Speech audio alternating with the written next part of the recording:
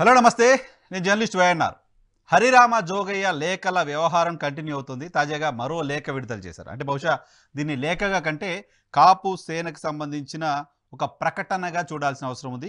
కాపు సేనకు సంబంధించిన ఒక ప్రకటన కొద్దిసేపటి క్రితం రిలీజ్ చేశారు. ఆ ప్రకటన ఒకసారి నేను చదువుతాను. చాలా ఇంట్రెస్టింగ్ తీర్మానాలు దీంట్లో మనకు కనపడుతున్నాయి. కాపు సంక్షేమ సేన ఎగ్జిక్యూటివ్ కమిటీ, జిల్లాల కోఆర్డినేటర్లు, జిల్లాల అధ్యక్షులు, వివిధ రంగాల అధ్యక్షులు, పాలకుల్లో కాపు సంక్షేమ సేన అధ్యక్షుడు చేకుండి హరిరామ జోగయ్య గారి అధ్యక్షతన కొన్ని తీర్మానాలు చేశారట.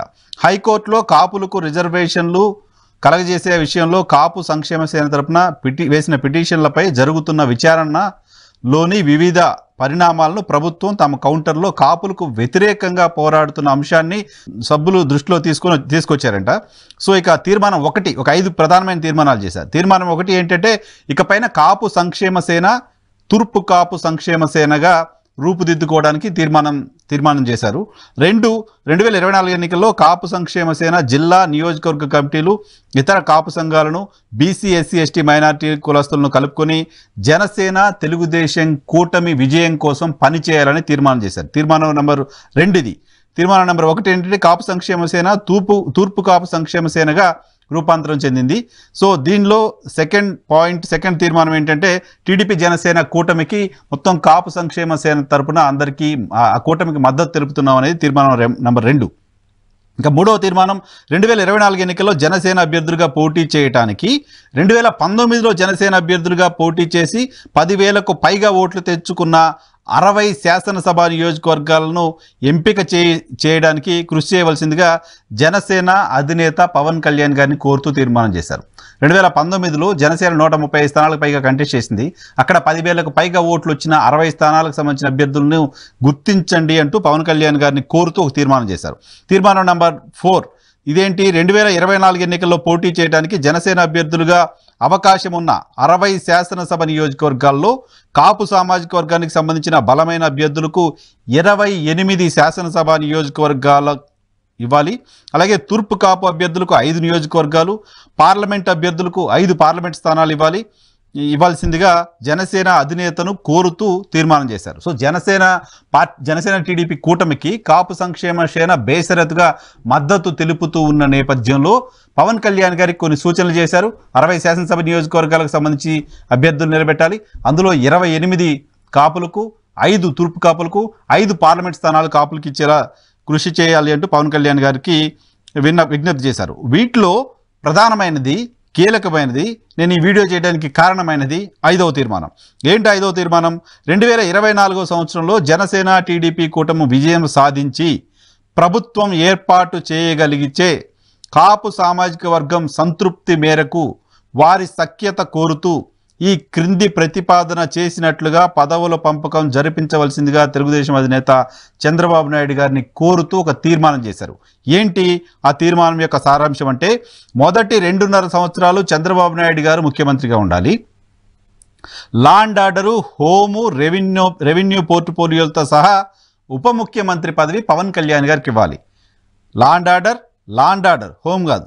హోంశాఖ జనరల్గా చాలామందికి ఇస్తుంటారు. లా అండ్ ఆర్డర్ ఇప్పుడు ముఖ్యమంత్రి దగ్గర పెట్టుకుంటూ ఉంటారు. But law and order including home, revenue పోర్ట్ఫోలియోలను ఉప ముఖ్యమంత్రి బాధ్యతలు ఇస్తూ పవన్ కళ్యాణ్ గారికి జనసేన పార్టీకి ఇవ్వాలి అనేది వీళ్ళు కోరిన కోరిక. దాంతోపాటు తర్వాత 2.5 సంవత్సరాలు పవన్ కళ్యాణ్ని ముఖ్యమంత్రిగా, లోకేష్ని ఉప ముఖ్యమంత్రిగా అధికారం పంచుకోవాలి అనేది కాపు సామాజిక వర్గం కోరిక.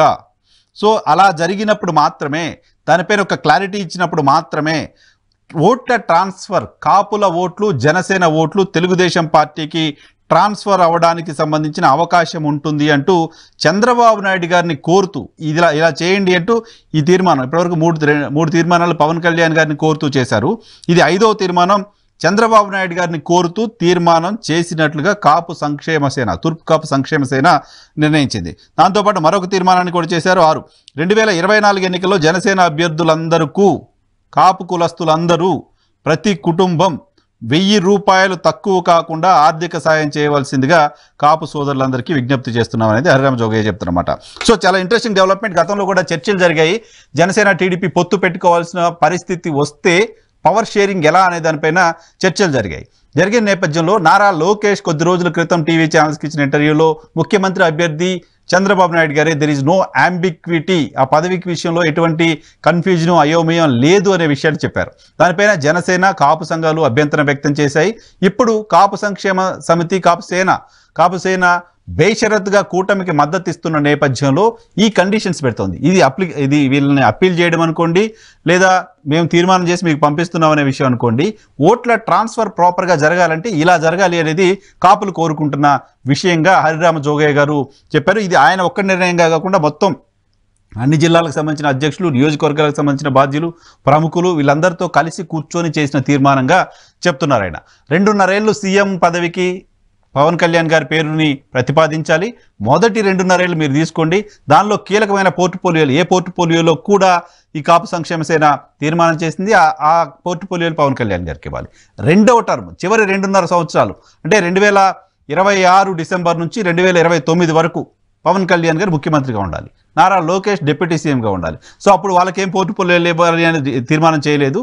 బట్ ఇది మేము కోరుకుంటున్నాం, ఇలా జరిగినప్పుడు, ఇలా చేయగలిగినప్పుడు, ఇలా చేస్తామని ప్రజలకు చెప్పినప్పుడు పర్టికులర్గా కాపు సామాజిక వర్గం వన్ సైడెడ్గా కూటమికి అండగా నిలబడడానికి సంబంధించిన అవకాశం ఉంటుంది అనేది ఈ హరిరామ జోగయ్య గారు చెప్తున్నమాట.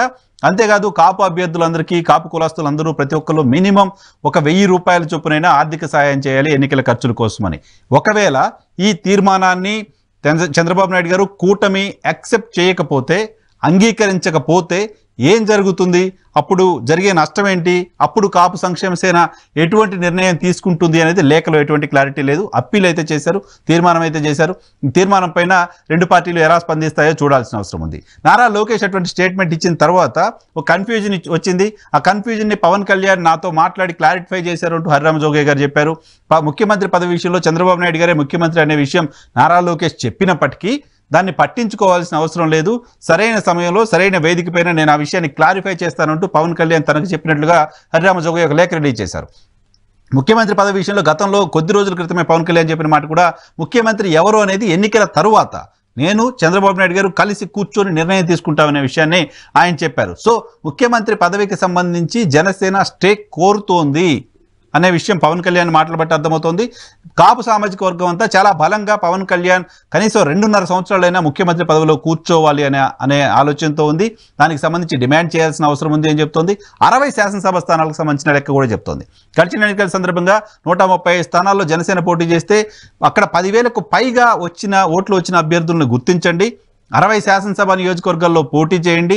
60 శాసనసభ నియోజకవర్గాలు అంటే మొత్తం 175 అసెంబ్లీ నియోజకవర్గాలు ఉన్న ఆంధ్రప్రదేశ్ శాసనసభలో 1/3 మనం పోటీ చేసినట్లు అవుతుంది. కాబట్టి అప్పుడు పవర్ షేరింగ్లో కూడా ఇబ్బంది ఉండదు అనేది కాపు నేతలు కోరుతున్న మాటగా కనపడుతుంది. దీనిపై తెలుగుదేశం పార్టీ రెస్పాండ్ అవుతుందా చూడాల్సిన అవసరం ఉంది.